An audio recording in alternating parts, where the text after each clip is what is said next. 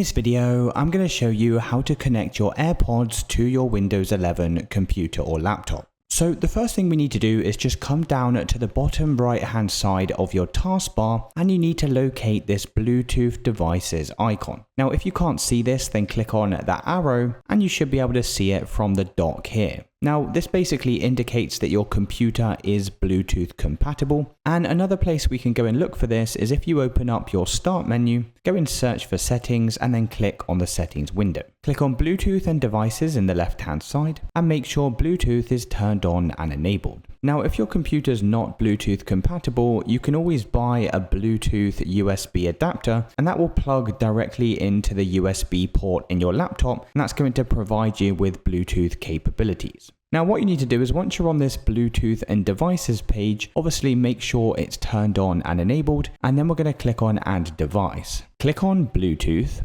And then what we're going to do is just go and grab our AirPods and flick open the lid. And once you have the lid open, we're just going to hold down the button on the back for around about 15 seconds. So you can see this kind of small button here located on the back. And we're just going to keep holding this down for around about 10 to 15 seconds. After 10 to 15 seconds have passed, you should see your AirPods pop up in the list of devices, and you can simply select them from the list to go and connect your AirPods to your Windows 11 computer. If you did find this video helpful, then let me know in the comments and I'll see you in the next one.